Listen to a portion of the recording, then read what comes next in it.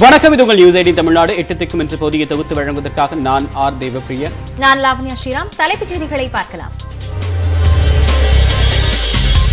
சட்டம் ஒழுங்கு பிரச்சனை ஏற்படும் என்பதால் அதிமுக பொதுக்குழுவை தள்ளி வைக்க வேண்டும். எடப்பாடி பழனிசாமிக்கு OPS கடிதம்.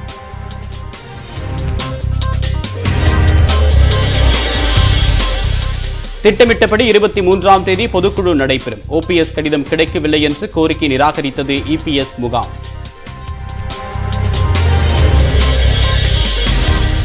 10 மற்றும் 12ஆம் வகுப்பு பொதுத் தேர்வு முடிவுகள் வெளியாகின. வழக்கம் போல மாணவர்களை மிஞ்சிய மாணவிகளின் தேர்ச்சி விகிதம். நேஷனல் ஹெரால்ட் வழக்கில் அமலாக்கத்துறை அலுவலகத்தில் 4வது முறையாக ஆஜரானார் ராகுல் காந்தி. தவறான தகவல்களை கசிய விடும் அமலாக்கத்துறையின் நடவடிக்கையை நிறுத்த கோரிக்கை. அக்னிபத் திட்டத்திற்கு எதிராக தொடரும் போராட்டம்.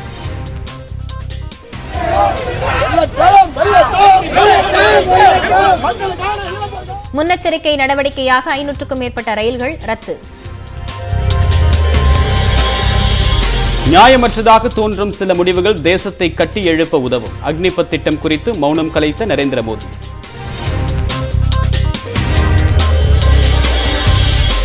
ஆன்லைன் செயலியில் கடன் பெற்றுவிட்டு திரும்ப செலுத்தாததால் ஆபாசமாக சித்தரிப்பு. மனமுடைந்த இளைஞர் தற்கொலை. இமாச்சல பிரதேசத்தில் அந்தரத்தில் நின்ற ரோப்கார். பல மணி நேர போராட்டத்திற்கு பிறகு 11 பேரும் பத்திரமாக மீட்பு.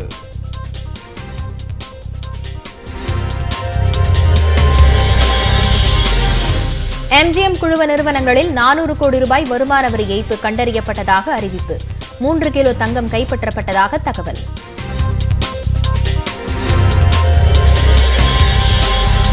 அரசு கலை மற்றும் அறிவியல் கல்லூரிகளில் மாணவர் சேர்க்கைக்கான தேதி மாற்றம். ஜூன் 22ஆம் தேதி முதலே ஆன்லைனில் விண்ணப்பிக்கலாம் என்று அறிவிப்பு.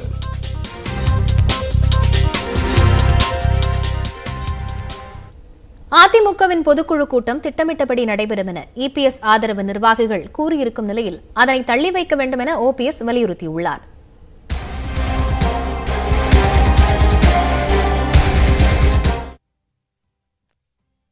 அதிமுகவில் உட்கட்சி பூசல் உச்சகட்டத்தை எட்டியுள்ள சூழலில் செய்தியாளர்களை சந்தித்த OPS ஆதரவு இணை ஒருங்கிணைப்பாளர் வைத்திலிங்கம் கட்சி தொண்டர்களின் கோரிக்கைகளை OPS கடிதமாக எழுதி இணை ஒருங்கிணைப்பாளர் எடப்பாடி பழனிசாமிக்கு அனுப்பியுள்ளதாக கூறினார். அந்த கடிதத்தில் பலமுறை நடைபெற்ற இடத்திலேயே பொதுக்குழு கூட்டம் நடைபெற உள்ள நிலையில் போதிய இடமில்லாததால் சிறப்பு அழைப்பாளரை அழைக்க முடியாது என கூறுவது ஏற்புடையதல்ல என்றும் ஒற்றை தலைமை கருத்தால் தொண்டர்கள் மத்தியில் குழப்பம் நிலவுவதாகவும் கடிதத்தில் கூறப்பட்டுள்ளதாகவும் வைத்திலிங்கம் கூறினார். இத்தகைய அசாதாரண சூழல் காரணமாக சட்டம் ஒழுங்கு பிரச்சனை ஏற்படும் நிலை உருவாகியுள்ளது எனவும் பொதுக்குழு கூட்டத்திற்கான நிகழ்ச்சி நிரலே இதுவரை நிர்வாகிகளுக்கு கிடைக்கப் பெறவில்லை எனவும் கடிதத்தில் OPS குறிப்பிட்டுள்ளதாக வைத்திலிங்கம் கூறினார். கழகத்தின் நலன் கருதி 23/6/2022 அன்று நடைபெறவுள்ள செயற்குழு மற்றும் பொதுக்குழு கூட்டத்தினை தற்போதைக்கு தள்ளி வைக்கலாம் என்றும் அடுத்த கூட்டத்திற்கான இடம், நாள் மற்றும் நேரத்தை கழக ஒருங்கிணைப்பாளர் மற்றும் கழக இணை ஒருங்கிணைப்பாளர் ஆகிய நாம் இருவரும் கலந்து ஆலோசித்து பின்னர் முடிவு செய்யலாம் என்று தெரிவித்துக் கொள்கிறோம். இப்படிக்கு O. பன்னீர்செல்வம் அவர்கள் கழக ஒருங்கிணைப்பாளர். பொதுக்குழு கூட்டத்தை ஒத்திவைக்க வேண்டுமென OPS வலியுறுத்தும் நிலையில் திட்டமிட்டபடி வரும் 23ஆம் தேதி அதிமுக பொதுக்குழு கூட்டம் நடைபெறும் எனவும் அதில் ஒருங்கிணைப்பாளர் O. பன்னீர்செல்வம் நிச்சயம் பங்கேற்பார் என்றும் அதிமுக துணை ஒருங்கிணைப்பாளர் KP முனுசாமி தெரிவித்துள்ளார். மேலும் பொதுக்குழு நடைபெறும் ஸ்ரீவாரி திருமண மண்டபத்தையும் எடப்பாடி ஆதரவு முகாம் நேரில் ஆய்வு செய்தது. அப்போது செய்தியாளர்களிடம் பேசிய முனுசாமி EPSக்கு OPS கடிதம் எழுதியது தெரியாது என கூறினார். இந்த சந்தேகமே தேவையில்லை. அவரு நீண்ட காலமாக இந்த கட்சியில் இருக்கின்றவர், இந்த கட்சியில் பல்வேறு பதவிகளை வகித்தவர், இப்போதும் ஒருங்கிணைப்பாளராக இருந்து கொண்டு நாங்கள் தலைவராக ஏற்றுக்கொண்டிருக்கின்ற தலைவர் உறுதியாக வருவார், பொதுக்குழுவில் கலந்து கொள்வார், கருத்துக்களை சொல்லுவார். பொதுக்குழு என்ன முடிவெடுக்கிறதோ அந்த முடிவை ஒருங்கிணைப்பாளரும் ஏற்றுக்கொள்வார், இணை ஒருங்கிணைப்பாளரும் ஏற்றுக்கொள்வார், எங்களை போன்ற இங்க இருக்கின்ற அனைவரும் ஏற்றுக்கொள்வார். இதனிடையே அதிமுக பொதுக்குழு கூட்டத்திற்கு தடை விதிக்க கோரிய வழக்கை முன்கூட்டி விசாரிக்க வேண்டும் என்று சென்னை உரிமையியல் நீதிமன்றத்தில் திண்டுக்கல்லைச் சேர்ந்த சூரியமூர்த்தி மனு தாக்கல் செய்தார். அதிமுக பொதுக்குழு கூட்டம் நடைபெற்றால் கலவரம் வெடிக்க வாய்ப்பு உள்ளதாக மனுவில் குறிப்பிடப்பட்டுள்ளது. ஆனால் சூரியமூர்த்தி அதிமுகவை சேர்ந்தவரே இல்லை எனவும் அவரின் மனுவை நிராகரிக்க வேண்டும் என்றும் இபிஎஸ் தரப்பில் தெரிவிக்கப்பட்டது. பொதுக்குழு கூட்டத்தை தள்ளி வைக்க வேண்டுமென இணை ஒருங்கிணைப்பாளர் எடப்பாடி பழனிசாமிக்கு எழுதிய கடிதத்தை நீதிமன்றத்தில் ஓபிஎஸ் தரப்பு தாக்கல் செய்தது. இதையடுத்து அனைத்து மனுதாரர்களும் பதில் மனு தாக்கல் செய்ய உத்தரவிட்ட நீதிமன்றம் விசாரணையை செவ்வாய்க்கிழமைக்கு ஒத்திவைத்தது. அதிமுகவில் எழுந்துள்ள அதிகார முதலால் கட்சி உடையும் என்று எடப்பாடி பழனிசாமி தரப்பு உணரவில்லை என்று ஓபிஎஸ் ஆதரவாளர்கள் கவலை தெரிவித்துள்ளனர். அதிமுகவில் ஒற்றை தலைமை விவகாரம் புயலை கிளப்பி வருகிறது. இந்த விவகாரத்தில் கடும் அதிருப்தியில் உள்ள அதிமுக ஒருங்கிணைப்பாளர் ஓ பன்னீர்செல்வம் தொடர்ந்து தனது ஆதரவாளர்களை சந்தித்து ஆலோசனை நடத்தி வருகிறார். சென்னை கிரீன்வே சாலையில் உள்ள இல்லத்தில் துணை ஒருங்கிணைப்பாளர் வைத்திலிங்கம், சட்டமன்ற உறுப்பினர் மனோஜ் பாண்டியன், மாநிலங்களவை உறுப்பினர் தர்மர் உள்ளிட்டோருடன் ஓபிஎஸ் ஆலோசனை நடத்தினார். ஆலோசனைக்கு பின்னர் செய்தியாளர்களிடம் பேசிய வைத்திலிங்கம், தற்போதைய சூழலால் கட்சி உடைந்து பலவீனமடையும் என தாங்கள் உணர்வதாகவும், ஆனால் எடப்பாடி பழனிசாமி தரப்பு அதை உணரவில்லை என்றும் கவலை தெரிவித்தார். நாங்கள் கட்சி நலன் கருதி இந்த கட்சி அம்மா சொன்னது போல 100 ஆண்டு காலம் இருக்கணும் அப்படிங்கிற எண்ணத்தில், ஒற்றுமையா இருக்கணுங்கிற எண்ணத்தில் சொல்றோம். அதை இந்த சிந்தாமல் சதுராமல் இருக்கணும்னு இந்த கட்சியே பத்தி கவலை இல்ல, சர்வாதிகாரத்தனமா ஒற்றை தலைமை இருக்கணும்னு நினைக்கிறவங்க இதை செய்யலாம். தொண்டர்களால் அடிப்படை உறுப்பினர் தேர்ந்தெடுக்கப்பட்டவர்கள் 5 ஆண்டு காலம் பதவி வைக்கணும். அதுக்கு பிறகுதான் இந்த முடிவு எடுக்க முடியும். இடையில நீக்கவோ அதிகாரத்தை குறைக்கவோ சட்டத்தில் விதியில இடமில்லை. சசிகலாவின் ஆதரவாளரான ஆவின் வைத்தியநாதன் திடீரென ஓபிஎஸ்ஐ சந்தித்து பேசினார். பின்னர் செய்தியாளர்களிடம் பேசிய அவர், எடப்பாடி பழனிசாமியின் தலைமையை ஏற்பதை விட சசிகலாவின் பாதையில் பயணம் செய்ய ஓபிஎஸ் முன்வந்துள்ளதாக தெரிவித்தார். நாங்களும் தொண்டர்களை தான் வந்து சந்தித்தோம். அம்மாவை ஏன் சொல்ல போறாங்க? நாங்கள் அம்மா வாங்கினா வர போறாங்க. ஓபிஎஸ் அண்ணா வந்து அம்மாவை பாருன்னா நாளைக்கு பார்ப்பாரு. ஏன்னா தேவையான பார்ப்பாருமா, இந்த கட்சியை காப்பாற்றணும்னு நினைச்சா அந்த எந்த தியாகத்தையும் பண்ணுவார் ஓபிஎஸ் அண்ணா. ஆமா, அவர் தான் அந்த பாதையை தேர்ந்தெடுத்துட்டேன்னு சொல்லிட்டாரு. அண்ணா நான் அந்த பாதையை தேர்ந்தெடுக்க தயாரிட்டாரு. சின்னம்மா தலைமையான பொதுச் செயலாளர், சின்னம்மா பொதுச் செயலாளர் தலைமை பாதையை டைரக்டா சொல்லிட்டாரு நான் தேர்ந்தெடுக்க.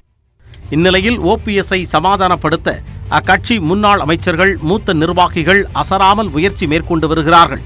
இதனால் கிரீன்வே சாலையில் இருக்கும் எடப்பாடி பழனிசாமி இல்லத்தில் இருந்து ஓ பன்னீர்செல்வம் இல்லம் நோக்கி நிர்வாகிகள் நடையாய் நடந்து சமரச பேச்சுவார்த்தை நடத்தி வருகிறார்கள். எடப்பாடி பழனிசாமியும் தனது ஆதரவாளர்களை தொடர்ந்து சந்தித்து வருகிறார். அவருக்கு பலரும் தங்களது ஆதரவை தெரிவித்து வருகின்றனர். அந்த வகையில் புதுச்சேரி கிழக்கு மாநில அதிமுக செயலாளர் அன்பழகன் தலைமையில் நிறைவேற்றப்பட்ட தீர்மானத்தில் அதிமுக பொதுச் செயலாளராக எடப்பாடி பழனிசாமியை தேர்வு செய்ய வேண்டும் என கூறப்பட்டுள்ளது. அதை இரட்டை தலைமை இருப்பதால எங்களுக்கு சரியான நேரத்தில் சரியான பதில் கிடைக்காது. இது போன்ற பல்வேறு சூழ்நிலையில் இந்த கட்சிக்கு ஒற்றை தலைமை தேவைன்னு சொல்லிட்டு நாங்கள் சொல்கிறோம். இப்போ நீங்கள் கேட்கலாம், ஒற்றை தலைமைக்கு எடப்பாடியாரை ஏன் நீங்கள் சிபாஸ் பண்ணீங்கன்னு. அவர் தான் தமிழ்நாட்டில் திராவிட முன்னேற்ற கழகத்தினுடைய மக்கள் விரோத அரசுக்கு தலைமை தாங்கி நடத்தி கொண்டிருக்கின்ற திமுக முதலமைச்சர் ஸ்டாலினை உறுதியாக அவர் தான் எதிர்த்துன்னு வர்றார். இதனிடையே ஓபிஎஸ்ஸின் சொந்த மாவட்டமான தேனியில் ஆண்டிபட்டி பகுதியில் எடப்பாடி பழனிசாமிக்கு ஆதரவாக போஸ்டர்கள் ஒட்டப்பட்டுள்ளன. ஆண்டிபட்டி அதிமுக ஒன்றிய பொருளாளர் பீமராஜ், கிளை கழக செயலாளர் மகாராஜன் ஆகியோர் பெயர்கள் அதில் இடம்பெற்றுள்ளன. அந்த போஸ்டரில் கடைக்கோடி தொண்டர்களின் தலைவனே ஒற்றை தலைமை ஏற்கவா என்று குறிப்பிடப்பட்டுள்ளது. தொடர்ந்து விரைவு செய்திகளை பார்க்கலாம். குடியரசுத் தலைவர் தேர்தலில் எதிர்க்கட்சிகளின் பொது வேட்பாளராக போட்டியிட கோபாலகிருஷ்ண காந்தி மறுப்பு தெரிவித்துள்ளார். எதிர்க்கட்சிகளின் சார்பில் பொது வேட்பாளரை நிறுத்துவது குறித்து மேற்குவங்க முதல்வர் மம்தா பானர்ஜி தலைமையில் 17 எதிர்க்கட்சிகள் கடந்த 15ஆம் தேதி ஆலோசனை நடத்தின. அப்போது பொது வேட்பாளராக யாரை நிறுத்துவது என பல்வேறு பெயர்கள் பரிசீலிக்கப்பட்டன. இதில் தேசியவாத காங்கிரஸ் கட்சித் தலைவர் சரத்பவார், தேசிய மாநாட்டுக் கட்சியின் தலைவர் ஃபரூக் அப்துல்லா ஆகியோர் தாங்கள் போட்டியிட விரும்பவில்லை என நிராகரித்துவிட்டனர். இந்நிலையில் கோபாலகிருஷ்ண காந்தியும் எதிர்க்கட்சிகளின் பொது வேட்பாளராக போட்டியிட மறுப்பு தெரிவித்திருக்கிறார். அனைத்து கட்சிகள் இடையேயும் ஒருமித்த கருத்தை ஏற்படுத்தும் வேட்பாளர் ஒருவரை எதிர்க்கட்சிகள் நிறுத்த வேண்டும் என்றும் தனது பெயரை பரிசீலித்ததற்கு நன்றி கடன் பட்டிருப்பதாகவும் கோபாலகிருஷ்ண காந்தி தெரிவித்துள்ளார். மத்திய அரசின் அக்னிபத் திட்டத்தை எதிர்த்து நடத்தப்பட்ட போராட்டம் மற்றும் முன்முறையால் ரயில்வேவுக்கு 700 கோடி ரூபாய் அளவிற்கு இழப்பு ஏற்பட்டிருப்பதாக கூறப்பட்டுள்ளது. ராணுவத்தில் 4 ஆண்டுகள் பணிபுரியக்கூடிய அக்னிபாத் திட்டத்திற்கு எதிர்ப்பு தெரிவித்து நாடெங்கும் இளைஞர்கள் போராட்டத்தில் ஈடுபட்டு வருகின்றனர். பீகார், உத்தரப்பிரதேசம், தெலுங்கானா உள்ளிட்ட மாநிலங்களில் ரயில்கள் தீ வைத்து எரிக்கப்பட்டன. 60 பெட்டிகளும் 11 ரயில் என்ஜின்களும் தீயில் எரிந்து சேதமடைந்தன. பல்வேறு ரயில் நிலையங்களில் ரயில்வே அலுவலகங்களும் அடித்து நொறுக்கப்பட்டன. மகாராஷ்டிர மாநிலம் சாங்லி மாவட்டத்தில் ஒரே குடும்பத்தைச் சேர்ந்த 9 பேரின் வீட்டில் சடலங்கள் கண்டெடுக்கப்பட்டன. மஹைசல் கிராமத்திலிருந்து கிடைத்த தகவலின் பேரில் அங்கு சென்ற காவல்துறையினர் மருத்துவர் ஒருவர் வீட்டில் சோதனை மேற்கொண்டனர். அப்போது வீட்டின் பல்வேறு பகுதிகளில் 4 ஆண்கள் மற்றும் 5 பெண்கள் உயிரிழந்திருந்தது தெரியவந்தது. ஒரே குடும்பத்தைச் சேர்ந்த 9 பேர் உயிரிழந்ததை அறிந்ததும் அப்பகுதி மக்கள் ஏராளமானோர் அங்கு குவிந்தனர். 9 பேரின் உடல்கள் பிரேத பரிசோதனைக்காக அனுப்பி வைக்கப்பட்டுள்ளன. அந்த குடும்பத்தினர் விஷமருந்தி தற்கொலை செய்து கொண்டிருக்கலாம் என காவல்துறையின் முதற்கட்ட விசாரணையில் தெரியவந்துள்ளது. ராஜஸ்தான் மாநிலத்தில் போக்குவரத்து காவலர் ஒருவர் காரின் முன்பகுதியில் வைத்து இழுத்து செல்லப்பட்ட காட்சிகள் வெளியாகியுள்ளன. ஜோத்பூரில் வாகன தணிக்கை ஈடுபட்டுக் கொண்டிருந்த காவலர் வழியாக வந்த கார் ஒன்றை தடுத்து நிறுத்த முயன்றிருக்கிறார். வாகன ஓட்டுநர் சீட் பெல்ட் அணியாதால் அவர் காரை நிறுத்த முயன்றபோது தரதரவென இழுத்துச் செல்லப்பட்டார்.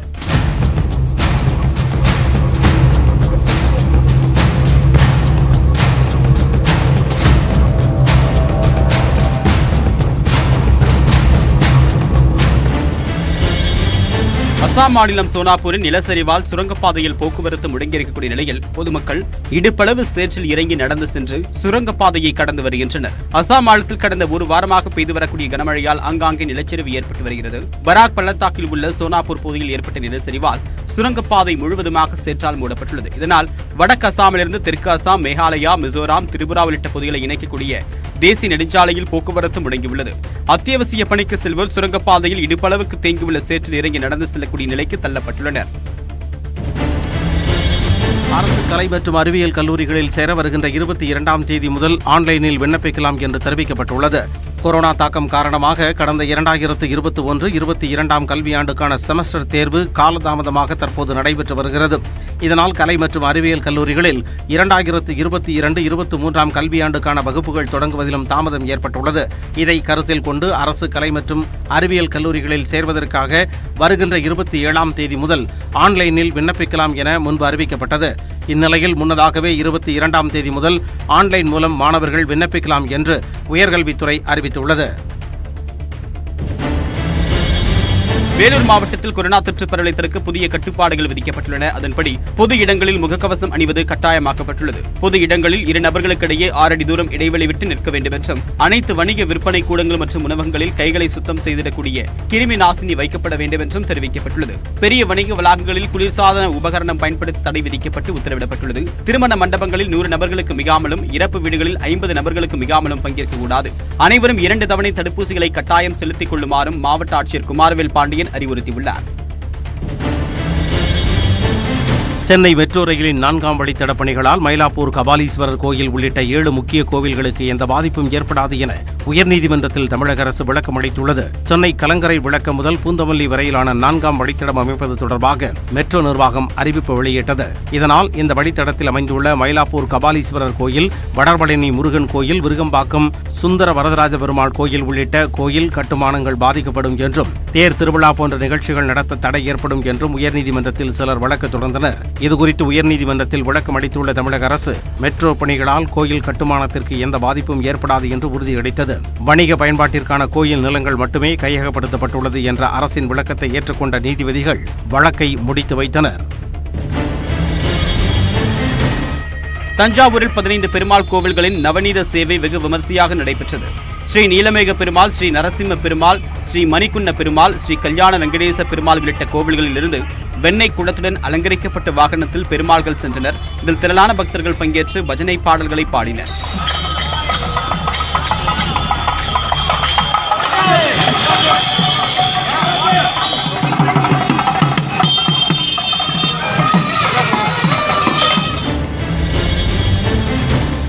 சிறுவாணி அணையிலிருந்து தமிழ்நாட்டிற்கு தேவையான முழுமையான நீரை கேரள அரசாங்கம் திறந்தது. கேரள அரசு சிறுவாணி அணையின் அதிகபட்ச நீரிருப்பு கொள்ளளவை 878.50 மீட்டருக்கு பதில் 877 மீட்டராக தொடர்ந்து பராமரித்து வந்தது. இதனால் ஒப்பந்தத்தின்படி தமிழ்நாட்டிற்கு வழங்க வேண்டிய அளவை காட்டிலும் 122 மில்லியன் கனஅடி நீர் பற்றாக்குறையானது. கேரள நீர்ப்பாசனத்துறை சார்பில் கோவை நகருக்கு நேற்று வரை 50 MLD தண்ணீர் மட்டுமே வழங்கி வந்தனர். இந்நிலையில் முதலமைச்சர் ஸ்டாலின் வேண்டுகோளை ஏற்று ஒப்பந்தப்படி கோவை நகருக்கு வழங்க வேண்டிய 101.4 MLD குடிநீரை கேரள அரசு திறந்துவிட்டது. திருவண்ணாமலை மாவட்டத்தில் அரசு பள்ளியில் தேனீ கொட்டியதில் ஆசிரியர்கள், மாணவர்கள் உட்பட 36 பேர் சிகிச்சைக்காக அனுமதிக்கப்பட்டுள்ளனர். திருவண்ணாமலை மாவட்டம் மங்கலம் கிராமத்தில் அரசு மேல்நிலைப் பள்ளி இயங்கி வருகிறது. கோடை விடுமுறைக்கு பிறகு கடந்த 13ஆம் தேதியிலிருந்து வகுப்புகள் தொடங்கி நடைபெற்று வந்த நிலையில் 3ஆம் தளத்தில் உள்ள 8ஆம் வகுப்பில் மாணவர்கள் மின்விசிறியை இயக்கினர். அப்போது எதிர்பாராத விதமாக மின்விசிறியில் சத்தம் ஏற்பட்டதால் வகுப்பறை அருகே இருந்த தேன்கூடு கலைந்து மாணவ மாணவிகள் மற்றும் ஆசிரியர்களை தேனீக்கள் கொட்டின. இதில் 11 மாணவர்கள், 20 மாணவிகள் மற்றும் 5 ஆசிரியர்கள் என 36 பேர் திருவண்ணாமலை அரசு மருத்துவக் கல்லூரி மருத்துவமனையில் சிகிச்சைக்காக அனுமதிக்கப்பட்டுள்ளனர். அமெரிக்காவின் வாஷிங்டன் நகரில் அடுத்தடுத்து நடந்த துப்பாக்கிச் சூட்டில் 15 வயது சிறுவன் சம்பவ இடத்திலேயே உயிரிழந்தார். நார்த் வெஸ்ட் பகுதியில் முன்னனுமதியின்றி நடத்தப்பட்ட இசை நிகழ்ச்சியில் அடையாளம் தெரியாத நபர் திடீரென துப்பாக்கியால் சுடத் தொடங்கினார். இதில் ஒரு காவலர் உள்ளிட்ட 4 பேர் காயமடைந்தனர். இதனால் அங்கு பெரும் பதற்றம் ஏற்பட்ட சூழலில் சிறிது நேர இடைவெளிக்கு பின்னர் மீண்டும் துப்பாக்கிச் சூடு நடைபெற்றது. அங்கு திரண்டிருந்த பொதுமக்கள் உயிருக்கு பயந்து சாலையில் அலறியடித்து ஓடினர்.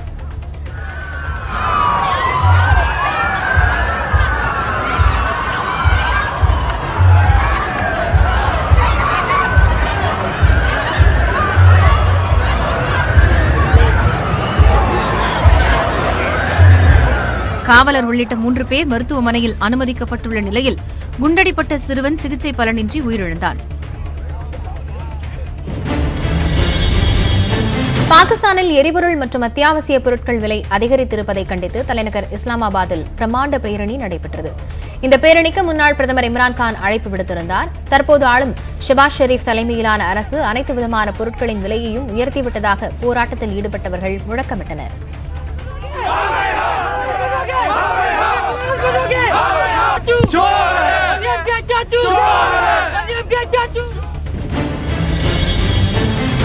இந்தோனேஷியாவில் கடல் அரிப்பால் பல வீடுகள் கடலுக்குள் இடிந்து விழுந்து வருகின்றன. வடக்கு சுலவேசி தீவுகளில் கரையோரத்தில் கட்டப்பட்ட வீடுகள் அடுத்தடுத்து சரிந்து கடலுக்குள் விழுந்தன. 20க்கும் மேற்பட்ட வீடுகள் அடித்து செல்லப்பட்டதை அடுத்து பாதுகாப்பான பகுதிகளுக்கு கரையோர மக்கள் செல்ல அதிகாரிகள் அறிவுறுத்தியுள்ளனர்.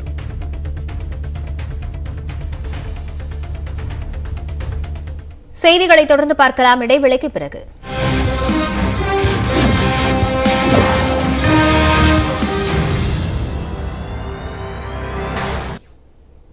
பன்னிரெண்டாம் வகுப்பு பொதுத் தேர்வில் 93.76% பேர் தேர்ச்சி பெற்றுள்ளனர்.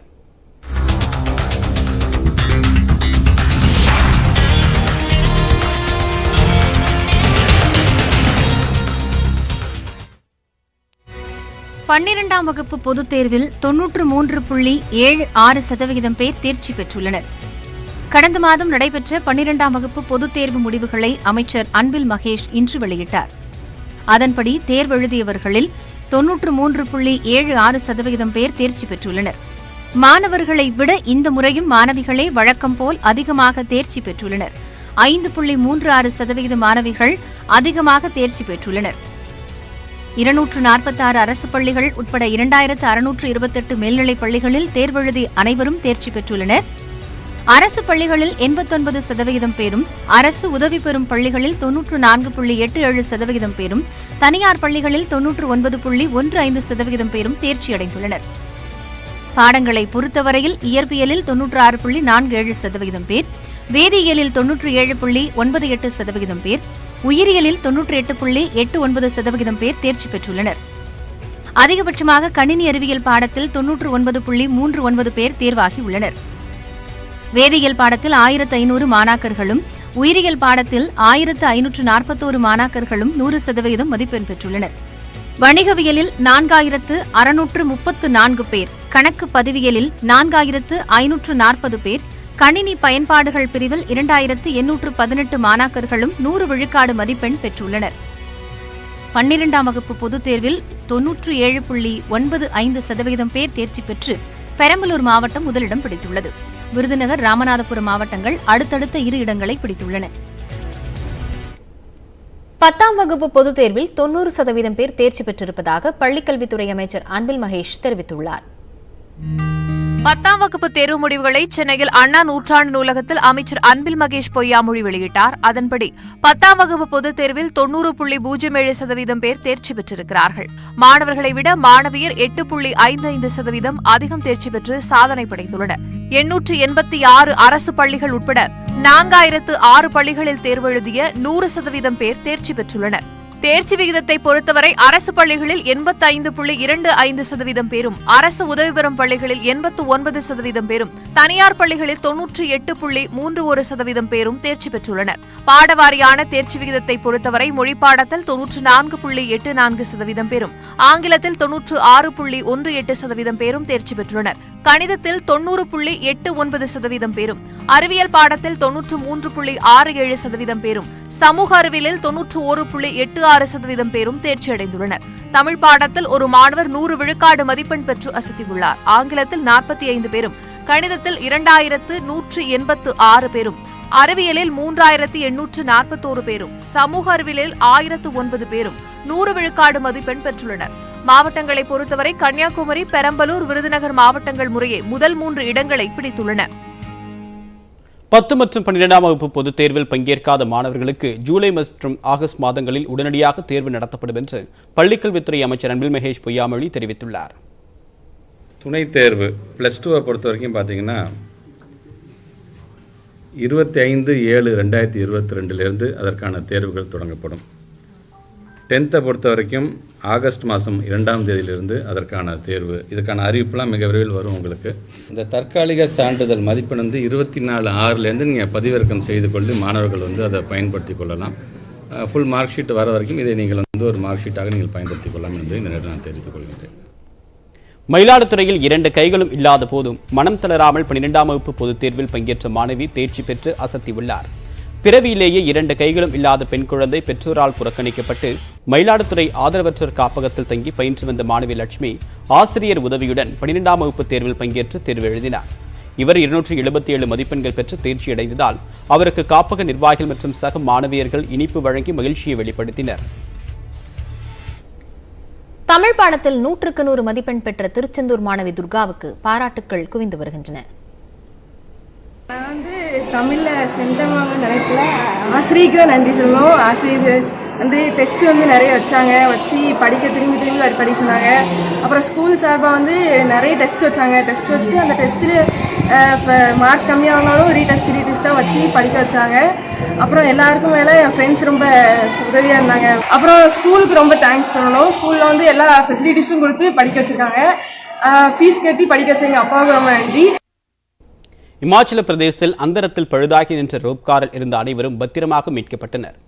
மலை பிரதேசமான இமாச்சலில் உள்ள பர்வானு என்ற பகுதிக்கு செல்லக்கூடிய சுற்றுலா பயணிகள் ரோப்காரில் பயணம் செய்வதை தவறவிடுவதில்லை. இந்நிலையில் 11 பேருடன் சென்ற ரோப்கார் ஒன்று தொழில்நுட்ப கோளாறு காரணமாக பாதி வழியிலேயே அந்தரத்தில் நின்றது. இதில் 4 பெண்கள் உட்பட 11 பேர் சிக்கிக் கொண்டனர். இதையடுத்து அங்கு வந்த மீட்பு படையினர் 2 பேரை மட்டும் உடனடியாக மீட்டனர். பெரும் போராட்டத்திற்கு பிறகு மீதமிருந்த 9 பேரும் பத்திரமாக தேசிய பேரிடர் மீட்பு படையினர் மீட்டனர்.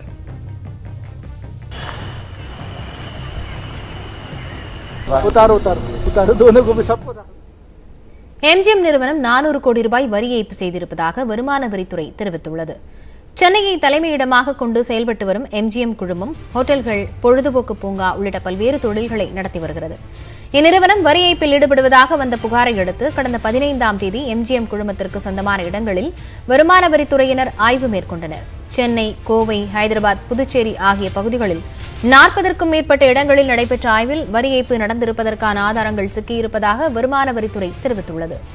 சோதனையின் போது கணக்கில் வராத 3 கோடி ரூபாய் ரொக்கம் மற்றும் 2.5 கோடி ரூபாய் மதிப்பிலான நகைகள் கைப்பற்றப்பட்டிருப்பதாகவும் தொடர்ந்து விசாரணை நடைபெற்று வருவதாகவும் வருமான வரித்துறை தெரிவித்துள்ளது.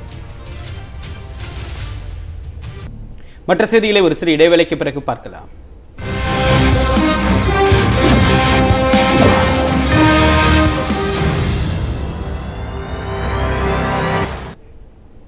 நேஷனல் ஹெரால்டு வழக்கில் காங்கிரஸ் எம்பி ராகுல் காந்தி அமலாக்கத்துறை விசாரணைக்காக 4வது முறையாக நேரில் ஆஜரானார். 5வது முறையாக செவ்வாய்க்கிழமையும் ஆஜராக உத்தரவிடப்பட்டுள்ளது. நேஷனல் ஹெரால்டு பத்திரிகையின் பங்குகள் பரிமாற்றத்தில் சட்டவிரோத பணப்பரிவர்த்தனை நடைபெற்றதாக புகார் எழுந்தது. இதையடுத்து காங்கிரஸ் தலைவர் சோனியா காந்தி மற்றும் ராகுல் காந்திக்கு அமலாக்கத்துறை சமன் அனுப்பியது. பின்னர் கடந்த 13ஆம் தேதி முதல் 15ஆம் தேதி வரை 3 நாட்கள் அமலாக்கத்துறை விசாரணைக்காக ராகுல் காந்தி ஆஜரானார். அவரிடம் 30 மணி நேரம் விசாரணை நடத்தப்பட்டது. இந்நிலையில் 4வது முறையாக மீண்டும் அமலாக்கத்துறை அலுவலகத்தில் ராகுல் காந்தி ஆஜரானார். காலை 11:40 மணிக்கு ஆஜரான ராகுலிடம் பிற்பகல் 3 மணி வரை விசாரணை நடைபெற்றது. இதையடுத்து உணவு இடைவெளிக்கு சென்ற அவர் கங்காராம் மருத்துவமனையில் சிகிச்சை பெற்று வந்த சோனியா காந்தியை பார்க்க சென்றார். இதைத் தொடர்ந்து சோனியா காந்தியை வீட்டிற்கு அழைத்துச் சென்ற பின்னர் மீண்டும் அமலாக்கத்துறை அலுவலகத்தில் ராகுல் ஆஜரானார். மத்திய அரசின் அக்னிபாத் திட்டத்துக்கு எதிராகவும் ராகுல் காந்தியிடம் அமலாக்கத்துறையினர் விசாரணை நடத்துவதற்கு எதிர்ப்பு தெரிவித்தும் டெல்லி ஜந்தர் மந்தர் பகுதியில் ஆர்ப்பாட்டம் நடைபெற்றது. இதில் காங்கிரஸ் கட்சியின் மூத்த தலைவர்கள் மல்லிகார்ஜுன கார்கே, சல்மான் குர்ஷித், வேணுகோபால் உள்ளிட்டோர் ஈடுபட்டனர். இதையடுத்து விஜய் சவுக்கிலிருந்து குடியரசுத் தலைவர் மாளிகையை நோக்கி பேரணியாக சென்றனர்.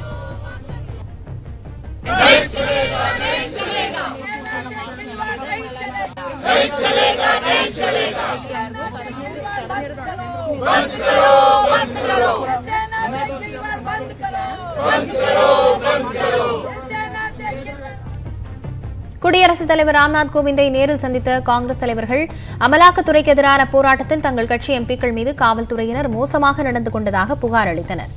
மேலும் இது தொடர்பாக உரிய விசாரணை மேற்கொள்வதற்கு நாடாளுமன்ற உரிமை குழுவுக்கு அனுப்புமாறு கோரியதாக காங்கிரஸ் மூத்த தலைவர் ப. சிதம்பரம் தெரிவித்துள்ளார். அமலாக்கத்துறை விசாரணையில் ராகுல் தொடர்பாக தவறான தகவல்கள் கசிவதை தடுக்க வேண்டும் என்று மத்திய உள்துறை அமைச்சர் அமித்ஷா மற்றும் மத்திய நிதியமைச்சர் நிர்மலா சீதாராமனுக்கு காங்கிரஸ் கட்சி கடிதம் எழுதியுள்ளது. இது தொடர்பாக கட்சியின் எம்பி விவேக் தாங்காத் எழுதியிருக்கும் கடிதத்தில் ராகுல் காந்தியின் நற்பெயருக்கு களங்கம் ஏற்படுத்தும் வகையில் தகவல்கள் வெளியாவதாக குறிப்பிட்டுள்ளார். எனவே உண்மைக்கு புறம்பான தகவல்கள் கூறப்படுவதை தடுக்க வேண்டும் என்றும் கோரியுள்ளார். இந்நிலையில் ராகுல் காந்தி 5வது முறையாக செவ்வாய்க்கிழமையும் அமலாக்கத்துறை முன்பு நேரில் ஆஜராக உத்தரவிடப்பட்டுள்ளது. சென்னையின் பல்வேறு பகுதிகளில் தொடர்ந்து 2வது நாளாக பரவலாக மழை பெய்தது. தமிழகத்தில் 3 நாட்களுக்கு கனமழை பெய்ய வாய்ப்பிருப்பதாக சென்னை வானிலை ஆய்வு மையம் தெரிவித்திருந்த நிலையில் சென்னை, கோயம்பேடு, வளசரவாக்கம், வடபழனி, அண்ணாநகர், நுங்கம்பாக்கம், தீநகர், வேளச்சேரி உள்ளிட்ட பகுதிகளில் அரை மணி நேரத்திற்கு மேலாக கனமழை பெய்தது. 2வது நாளாக இன்று மாலை பெய்த திடீர் கனமழையால் சென்னை மாநகரில் குளிர்ச்சியான சூழ்நிலை நிலவி வருகிறது. மேலும் சாலையில் ஆங்காங்கே மழைநீர் தேங்கியிருக்கக்கூடிய நிலையில் அலுவலகம் முடிந்து வீடு செல்வோர் அவதியடைந்தனர்.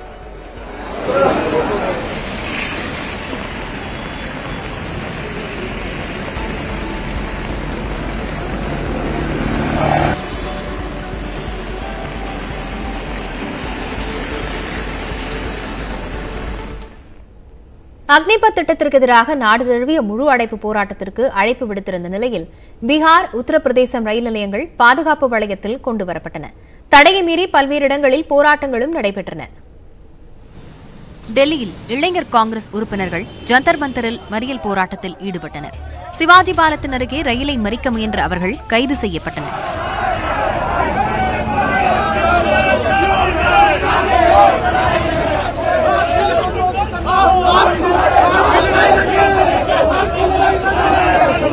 அதிக ரயில் எரிப்புகளுக்கு ஆளான பீகார் தலைநகர் பாட்னாவில் ரயில் நிலையம் முழுவதும் பாதுகாப்பு வளையத்தில் கொண்டுவரப்பட்டது. அங்கிருந்து வடமாநிலங்களுக்கு செல்லும் 18 ரயில்கள் ரத்து செய்யப்பட்டன. இதனால் பயணிகள் கடும் சிரமத்திற்கு ஆளாகினர். பாட்னாவில் அக்னிபத் திட்டத்திற்கு எதிர்ப்பு தெரிவித்து மாணவர் அமைப்பினர் போராட்டம் நடத்தினர்.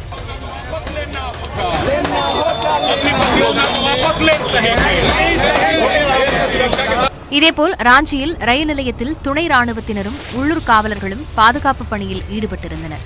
ஜார்க்கண்ட் மாநிலம் முழுவதும் முன்னெச்சரிக்கை நடவடிக்கையாக கல்வி நிறுவனங்கள் மூடப்பட்டன. 11ஆம் வகுப்பு தேர்வுகள் நடைபெறவிருந்த நிலையில் அவை ஒத்திவைக்கப்பட்டன. பஞ்சாபிலும் ரயில் நிலையங்கள் மற்றும் பொதுமக்கள் அதிகம் கூடும் சந்தை பகுதிகளிலும் பாதுகாப்பு பலப்படுத்தப்பட்டிருந்தது. மேற்கு வங்கத்தின் ஹவுரா மாவட்டத்தின் பல இடங்களில் பாதுகாப்பு போடப்பட்டு கண்காணிக்கப்பட்டது. ஹவுரா பாலத்தில் மக்கள் நடமாட்டம் குறைந்து காணப்பட்டது. உத்தரப்பிரதேசத்தின் கோரக்பூர், வாரணாசி உள்ளிட்ட இடங்களில் அசம்பாவித சம்பவங்கள் நடைபெறாமல் தடுக்க காவல்துறையினர் குவிக்கப்பட்டிருந்தனர். போராட்டத்தில் ஈடுபடுபவர்கள் மீது கடும் நடவடிக்கை எடுக்கப்படும் என மாநில அரசு ஏற்கனவே எச்சரித்திருந்தது. சென்னை ரயில் நிலையங்களிலும் பாதுகாப்பு அதிகரிக்கப்பட்டு மறு உத்தரவு வரும் வரை நடைமேடை டிக்கெட் வழங்குவதை தெற்கு ரயில்வே ரத்து செய்துள்ளது. சென்னையின் பல்வேறு இடங்களில் மாணவர் அமைப்பினர் போராட்டங்களை நடத்தினர்.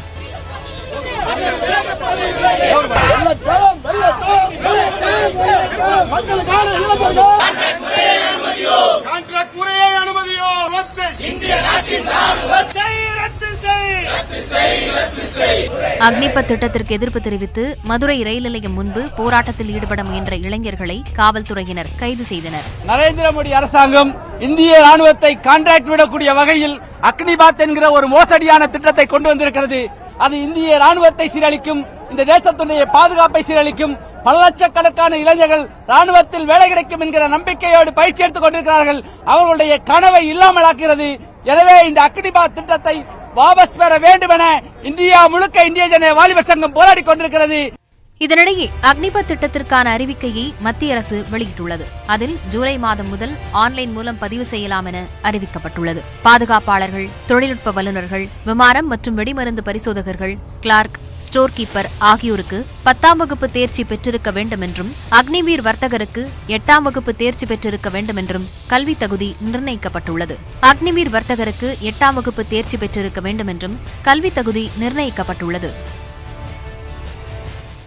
சில முடிவுகள் முதலில் நியாயமற்றதாக தோன்றலாம், ஆனால் பின்னாளில் அவை தேசத்தை கட்டியெழுப்ப உதவும் என்று அக்னிபத் திட்டம் குறித்து பிரதமர் நரேந்திர மோடி கூறியுள்ளார். நரேந்திர மோடி மௌனம் கலைத்த நிகழ்வு குறித்து விவரிக்கிறது இந்த செய்தி தொகுப்பு. அக்னிபத் திட்டம் குறித்த அறிவிப்பு வெளியான ஜூன் 14ஆம் தேதி முதல் நாடு முழுக்க போராட்டங்கள் வெடித்தன. பல இடங்களில் வன்முறை வெடித்த நிலையில் ரயில்கள் தீ வைத்து எரிக்கப்பட்டன. போராட்டங்களால் ரயில் போக்குவரத்து ஸ்தம்பித்தது.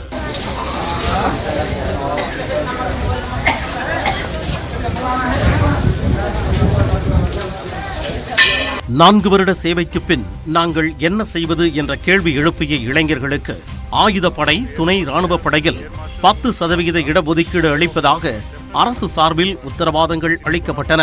இந்நிலையில் போராட்டங்களை நிறுத்தும் விதமாக ராணுவ விவகாரங்கள் துறை சார்பாக கூடுதல் செயலாளர் அனில் பூரி விளக்கமளித்தார். இதனிடையே அக்னிபத் திட்டத்திற்கு ஆதரவாக பேசுவதாக கருதி பாஜக தலைவர்கள் சிலர் அவர்கள் பங்கிற்கு எரியும் நெருப்பில் எண்ணெயை ஊற்றினர்.